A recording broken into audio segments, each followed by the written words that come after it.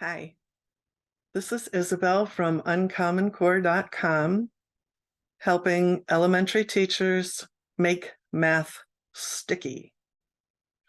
Today, I'm going to show you how to put together this cute little book about gray wolf facts. It goes with the task cards and the story problems that I made a couple weeks ago. So let's get started.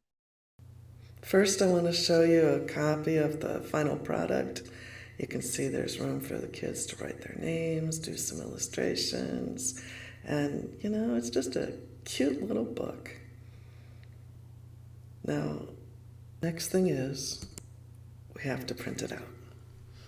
Use the page numbers indicated in the PDF and use actual size. Even though it looks as if you're printing over the margin on that little image, don't worry about it.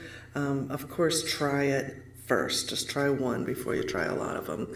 Flip along the long edge. So those are the settings that I've used, and if it doesn't work, fiddle with it until it does.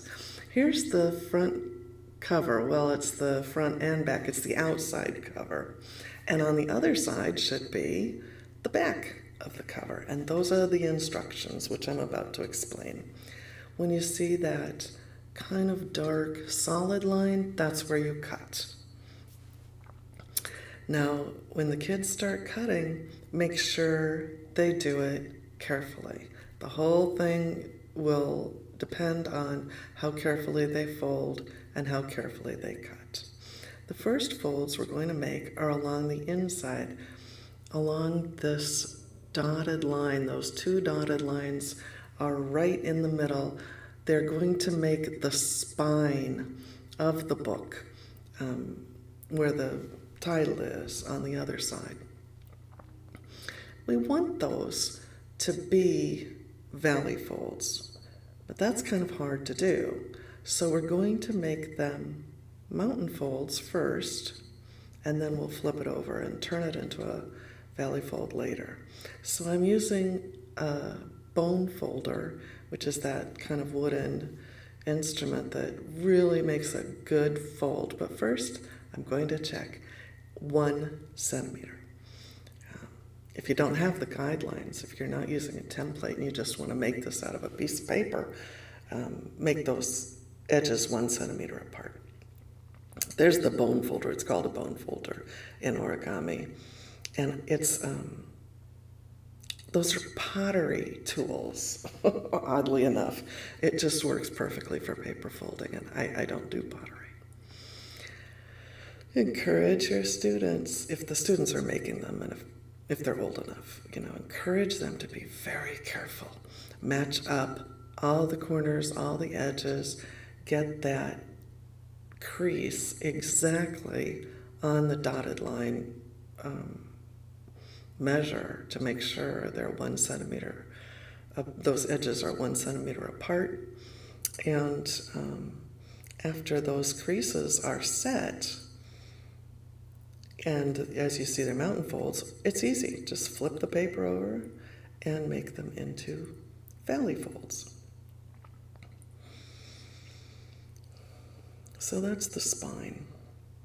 Now we're going to start to make the pockets. And those gray lines, solid gray lines, are fold 2 lines. So you bring the edge of the paper that's closest up to the fold 2 line and really take your time to get that right. Start from the middle of the page and push the crease out. When you're doing the creases, always start from the middle out so that you don't get your paper all wrinkled up. Again, on the other side, you bring the edge of the paper to the fold 2 line. Now we're going to actually make the flaps. Okay, so we just reinforce all the folds we've just made. Again, it's 1 centimeter from the edge. The edges are 1 centimeter apart, and we want to make sure they all line up. So there's the gray line that we're using for this first pocket, and you can just barely see it, but there we go. Line it up so carefully and check that the sides of each paper, the edges, match. So you can see that this side doesn't match, and that's a problem. So I'm fixing it right there off camera, but what can you do? So I just fixed that so that it would, there, you can see I fixed that little edge, just that tiny bit. That's going to make a big difference in the final look of this little booklet. So now we go to the other side and we match the edge with the gray fold 2 line, match the folds of the paper, make sure everything lines up. And then the booklet is almost ready. The jacket of the booklet's almost ready. Once you have done all those folds, kind of make sure that the folds are the way they want to be. Make sure the book is square. Those 2 little flaps should be about the same length they really should be. Well, exactly the same length, but you know, that's up to the kids. And the next thing we want to do to make it look like a real book, there, reinforce the spine. We're bringing the edge of the spine to that first fold 2 line. It just makes it look more like a real book. Makes it stick together right. Okay, so that's the jacket, and that's all we need to do for now. And what you can see is there's the pocket where we'll put the flap for the pages. And yeah, good job. So now let's talk about the pages. This is the fun part. Right. There we go. Now it looks like they're all upside down and which way and the other, but everything's just fine. So you can see the instructions on the back are in light gray so that they won't show through to the front side. And there are 5 pages that we're going to glue together. The front flap and the back flap, don't do anything, just leave them alone. There's the dashed line on that side, and there's another dashed line on this side. Those 2 will end up being mountain folds. There's a solid line where you will cut, and there's another one. Notice you don't cut through the whole page, so that would just ruin the whole project. And there is the dotted line in the middle that we want to end up as a valley fold. But as you know, the easiest way is to make it into a mountain fold first and then flip it. So make that fold very carefully. It should be, if you printed them the way I did, it should be the exact center of the page. And if it isn't, I would print it again, because that'll just make everything off. If that isn't the center of the page, it'll be difficult to put the book together. So now that you've got it a mountain fold, erase that and make it a valley fold. Oh, there's a little dog, a little wolf stretching. Let's make those side folds. Be very careful when you're lining these up. All of the accuracy that you put into folding will be rewarded at the end. And if the book is sloppy, yeah, it just doesn't look right. It doesn't have that cute book look. Okay, so take your time matching those up and folding the creases. And again, if you have something that you can use to strengthen those folds or emphasize, that would help. As you can see, every time you cut, then here there's a valley fold. We'll do those later after we cut. Tell the students or whomever is cutting this out to try and cut down the middle of that line.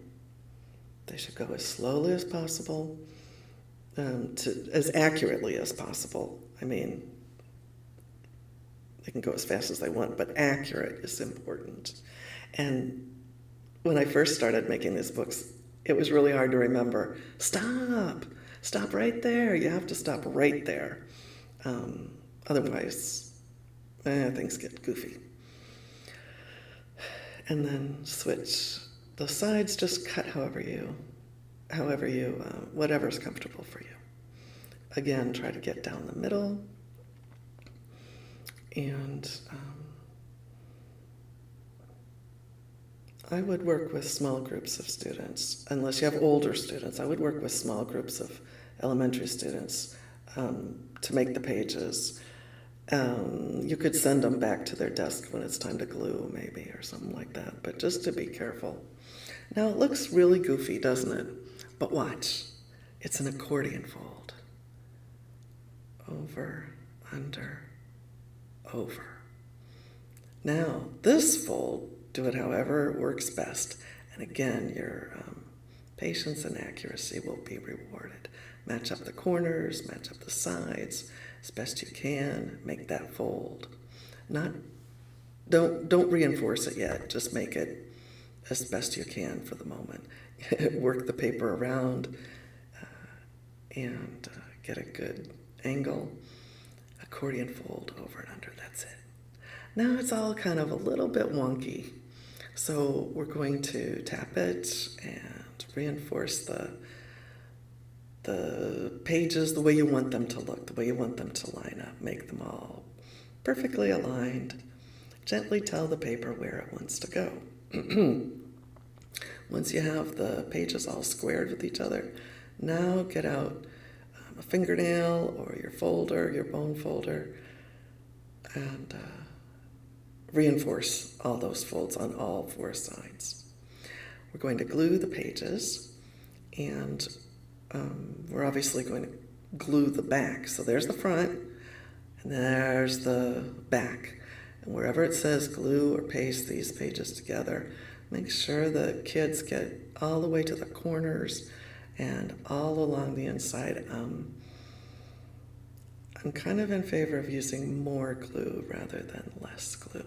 Here's your last chance to get the pages right. So take your time. Make sure that they line up the way you want them, because after that glue dries, you're done. That's it. Now here's what I do. Just take a scraper of some sort, obviously a little ruler, and kind of flatten down the glue and the page together. This spreads the glue around and gets rid of the excess glue, so there won't be any kind of weird soft bubbles in the page. And then continue gluing and pasting until they're all done. Here's what it looks from the top. You can see the difference between the page that's been finished with glue and the pages that haven't yet been glued.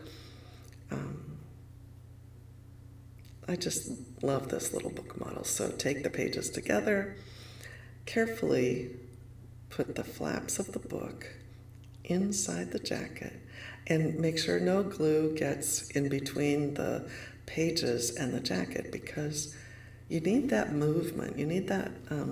You need the pages to slide in and out a little bit when you open and close the book or when you turn the page. So the jacket and the pages should not be glued together. Grab your pages, press them to the spine, and then close the covers of the book. Make sure that everything lines up the way you want. And there you have it. Write your name, do your illustrations, and your book is done. Now, one of the cool things that I think you could do in class with these books is to use the information in the book and in your other Wolf resources to have the students compare their own measurements, like maybe not their weight, depending on who's in your class, but compare themselves with wolves. So, let's compare people and wolf. Wolves live in families. People live in families. Wolves are social. People are social. wolves have 6 puppies at a time. People don't have 6 children at a time, so that would be a difference. And then they could put some of that information in their illustrations. For example, wolves walk on their tiptoes. Well, kids can walk on their tiptoes, but when you see them side by side, look at how high that wolf heel is. And you can see it when if they made an illustration like that. A couple wolves tumbling, kids do that. I'm on top, you're on top, I'm on top, I'm on top. So that's kind of familiar for kids with siblings anyway. Wolf fangs can get to be 2.5 inches long. Kids don't have teeth that are 2.5 inches long. That would be a very interesting comparison. And look at the length of that wolf nose. Kids, I don't know, how long is their nose? I think that would be an interesting way to use these books. I'll put links to the templates and my website down below. Thanks for watching.